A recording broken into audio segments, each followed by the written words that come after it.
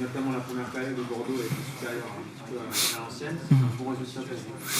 Oui, je pense. Et c'est un résultat équitable dans la mesure où, malgré tout, il n'y a pas eu énormément d'occasions. On n'en a pas eu beaucoup, c'est vrai, mais on a été aussi costaud défensivement. Je pense que Bordeaux n'en a pas eu énormément non plus.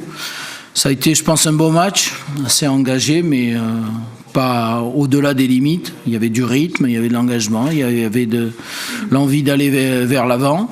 Mais finalement, ça s'est traduit par un 0-0 parce que les deux équipes ont été rigoureuses, bonnes défensivement, et donc je pense que c'est un match nul équitable.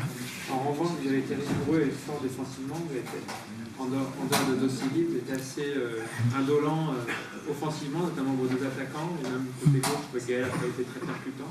C'est quoi, c'est le contre-coup des 15 jours comme Bordeaux de compétition ou c'est je ne sais pas, je pense que c'est surtout Bordeaux, parce que d'abord ils ont joué avec 3 défenseurs centraux, donc peu d'espace. C'est la deuxième fois qu'ils jouent comme ça, hein. Je les avais vus moi jouer à Paris dans ce système-là. Donc ils s'étaient préparés à ça. Et ce qui fait que ça a laissé très peu d'espace et de temps à nos deux attaquants, hein. Donc ça, je pense que ça vient déjà de là. Après, c'est vrai que Gaël a été un petit peu en dessous de ce que l'on espérait, de ce qu'il a montré depuis le début de saison. Donc s'il y a une satisfaction aujourd'hui, elle est plus défensivement, avec le bloc compact et tout. Donc ça, c'est une bonne chose. On s'appuie d'ailleurs là-dessus, on n'a pas pris de but encore.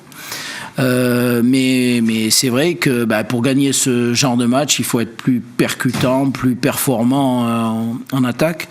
Ça nous a un peu fait défaut aujourd'hui, mais en grande partie à cause de la solidité défensive des Girondins.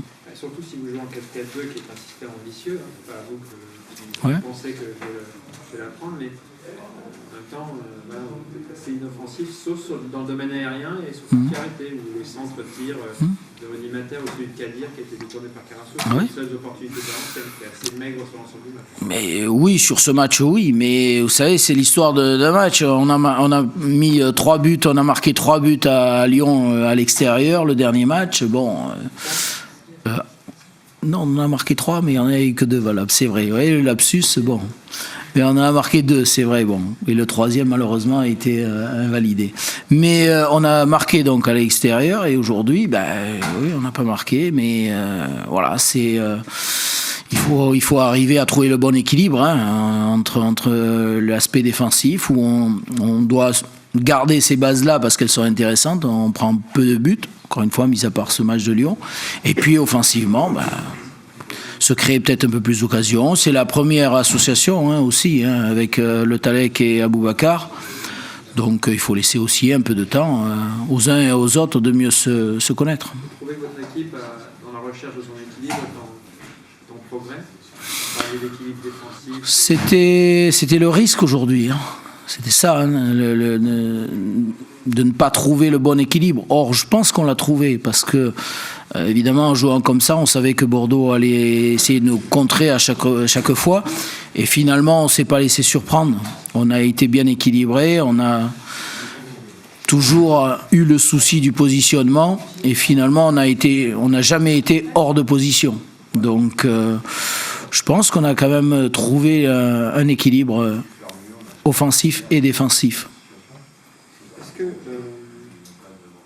vous considérez qu'avec 8 points, c'est un bon début de saison? Oui, ça reste... Oui, 7e, 6e ou 7e? Oui, je crois qu'on est 6e. Bon, il y a encore des matchs, mais je pense qu'aujourd'hui, oui, on peut considérer que ça reste quand même un bon début de championnat. Rappelez-vous le match l'année dernière, on l'avait perdu dans les arrêts de jeu, et ce soir, à défaut de gagner le match, on a tout fait pour ne pas le perdre. C'est pour ça que dans les 10 dernières minutes, on s'est remis en 4-3-3 avec un milieu un peu plus fourni, parce que comme je vous dis, lorsqu'on ne peut pas gagner les matchs, il faut tout faire pour ne pas les perdre. Ça reste un point intéressant ce soir.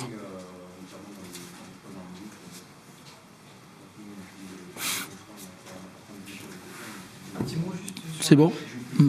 Sur la première sortie de Le Tallec, c'était pas forcément facile pour lui, ça.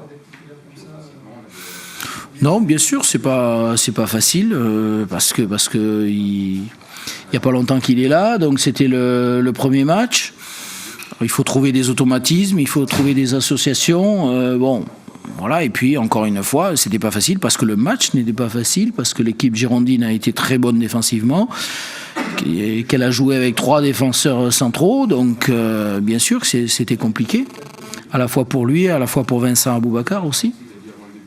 On n'a pas l'impression que Vincent ait vraiment progressé depuis plusieurs mois. Il a encore des problèmes dans le relationnel avec ses partenaires, dans les choix aussi. Dernière action, il a eu une vraie opportunité où il pénètre dans la surface, mais sinon c'est assez décevant. Qu'est-ce qui se passe avec Vincent Aboubakar? Il se pose beaucoup de questions parce qu'il n'a pas marqué. Certainement oui. C'est un jeune joueur et donc il fait un peu une fixation sur le fait de marquer ou de ne pas marquer.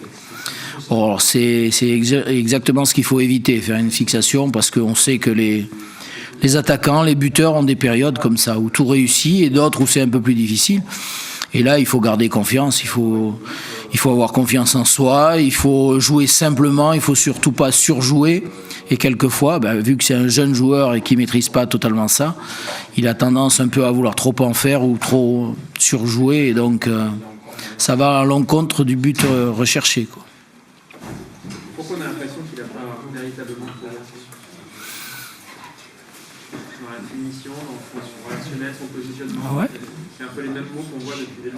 Oui, parce que des bonnes périodes, mais pas dans l'état de conscience. Parce qu'aujourd'hui, et depuis toujours, ce que Vincent doit améliorer, c'est justement ce relationnel avec les autres joueurs. Vincent, c'est un joueur qui est plus fait pour jouer seul devant. Voilà, parce qu'il a cette vitesse, il a cette puissance et tout, et puis il ne doit pas calculer, quoi. Il doit jouer d'instinct. Aujourd'hui, il n'a pas assez de maturité, il n'a pas assez d'expérience pour trop calculer. Or, aujourd'hui, on l'associe à un autre joueur. Et quand on joue à 2, il faut jouer l'un en fonction de l'autre. Il faut un peu plus réfléchir au jeu, quoi. Donc, c'est plus un jeu d'instinct, c'est un jeu où il faut s'adapter les uns aux autres. Et aujourd'hui, encore une fois, il est jeune pour être véritablement efficace dans ce système-là. Mais c'est en jouant qu'on fait des progrès et qu'on passe un cap. Mais il faudra un peu de temps, certainement. Et il faut qu'ils comprennent justement ça. C'est qu'il joue avec des partenaires et il doit jouer en fonction des partenaires. En fait, ça sera bien s'il y a Pujol à ses côtés. Plus intelligent, plus efficace. Les déplacements, l'expérience, la maturité de Pujol rend l'attaquant avec qui il joue plus performant. C'est vrai. Parce que là, ça fait quand même plusieurs matchs qu'on manque. Ouais. Alors qu'on pensait que ces soucis physiques étaient oubliés. Voilà, c'est un mauvais coup qu'il a pris à Lyon, qui n'a absolument rien à voir avec ses antécédents. Donc, moi, je compte vraiment sur lui. Il s'est entraîné notamment ce matin. Il a fait une très bonne séance. Je pense le récupérer lundi avec le groupe, tout à fait normalement. Donc, si ça avait quelque chose à voir avec ses problèmes précédents, bon, je m'inquiéterais un peu.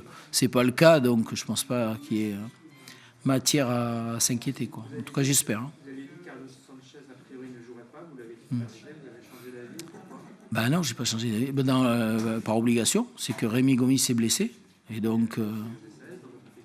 Oui, mais bon, sur l'impact que représente le jeu de Carlos, bon, je pense qu'on... L'idée, sauf erreur de ma part, c'était qu'il avait peu joué en sélection. Ouais. Et donc, il n'y avait pas eu. Donc, c'est pas un problème d'impact, véritablement.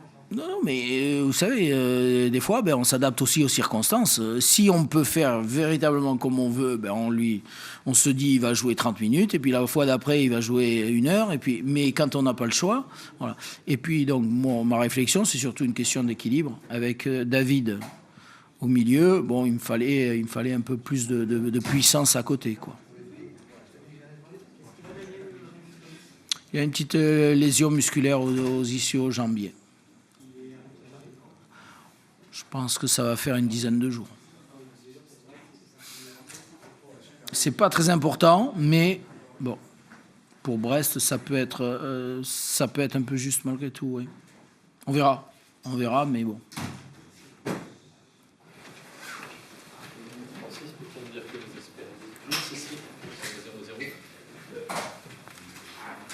Par rapport à la physionomie ou avant le match? On espère gagner partout, que ce soit à Valenciennes ou à Paris, ou à chaque fois qu'on joue, on espère gagner. Voilà, après, on retient le 0-0, comme résultat, un point qui sera peut-être important, mais c'est vrai qu'on peut être déçu parce qu'on n'a pas su finir nos actions. On a eu plutôt un jeu agréable, on a fait un bon premier quart d'heure, on a su sortir les ballons correctement.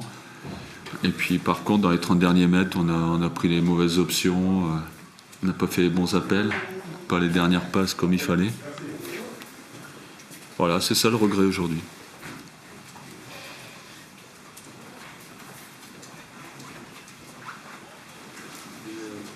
Pourquoi vous changez de système? C'était pour redonner voir Florian Marange à dedans? Parce que c'est un système qui marche bien.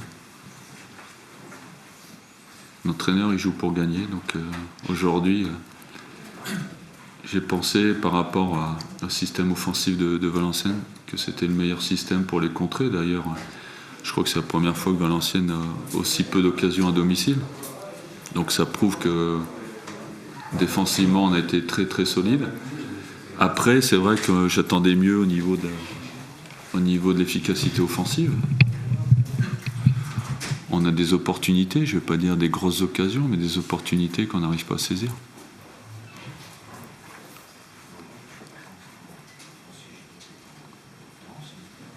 Mais c'est vrai, vous parliez de Florian qui a fait un très bon match.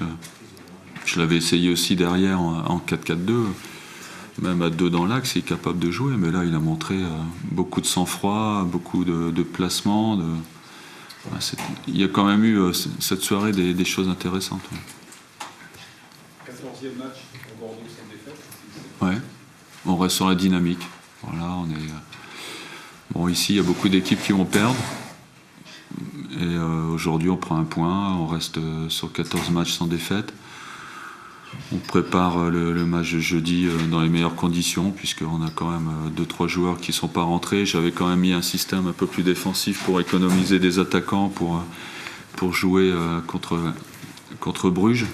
Donc c'était un petit peu l'option que j'avais prise aujourd'hui. Est-ce que certains de vos joueurs ont manqué de rythme en deuxième période? Ouais. Il y a des joueurs qui étaient fatigués, je crois qu'Yaro était bien fatigué de ces 2 matchs internationaux. Après, c'est vrai que la coupure, bon, ça fait du mal à tout le monde. Hein. En face, c'était pareil. Donc, mais bon, dans l'ensemble, j'ai trouvé plutôt intéressant individuellement les joueurs de leurs prestations. Après, je vous dis, c'est le plus dur, c'est de marquer des buts. Aujourd'hui, on s'en est aperçu.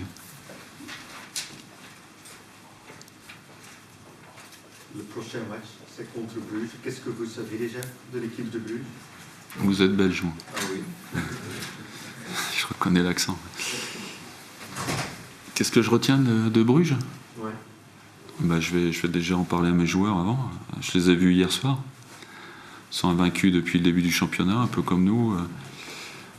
Eux sont premiers devant des clubs comme Anderlecht, donc on les prend très au sérieux. Bon, ils ont 2 blessés, ils ont eu 2 blessés hier, je ne sais pas s'ils vont jouer. Hier c'était un match difficile. Bon, je ne vais pas rentrer dans les détails, mais évidemment c'est un gros morceau. Quand on est premier en championnat de Belgique devant Anderlecht, c'est qu'on a des qualités, surtout qu'ils ont 4 points d'avance, je crois. Voilà. Donc je vous dirai après le match ce que j'en pense vraiment, jeudi. Est-ce que tu peux expliquer qu'il y a eu une baisse physique des 2 équipes en deuxième Ouais. période parce que vous avez beaucoup donné en première, c'est son supérieur, et puis en fait après ça s'est un peu équilibré, il y avait moins de fraîcheur dans les Ouais. derniers mètres. Ouais, parce que la trêve de 15 jours, c'est vrai qu'on a bien travaillé, mais ça ne remplace pas les matchs. Après, on a fait beaucoup de courses avec Benoît Tremolinas, Mariano en première mi-temps, parce qu'on a eu quand même des possibilités de contrer. On a fait beaucoup de courses vers l'avant pour sortir, pour contrer. On savait qu'on allait être embêté pour relancer et qu'il fallait vite trouver nos attaquants. Donc c'est ce qu'on a fait. Je trouve qu'on l'a bien fait. Après, quand on fait des courses de 40 mètres pendant 45 minutes, en deuxième, on a baissé pied un petit peu. Plus, comme je disais, un garçon comme Yaro qui a une semaine internationale, qui a fait 2 matchs. voilà, il n'en faut pas plus pour baisser pied en deuxième mi-temps. Et c'est vrai qu'en deuxième mi-temps, c'était une deuxième mi-temps très très moyenne des deux équipes, mais la première est intéressante. Globalement, tu n'es pas trop déçu de faire un match nul là-bas? Non, à l'extérieur, on ne peut pas être déçu. L'année dernière, on avait gagné, mais j'avais moins de satisfaction au niveau du jeu, du fond de jeu. On avait gagné par miracle l'année dernière, mais après, c'est vrai qu'on perd peut-être 2 points si on avait envie de gagner aujourd'hui, mais au niveau de la manière, il y a quand même des choses beaucoup plus intéressantes que l'année dernière.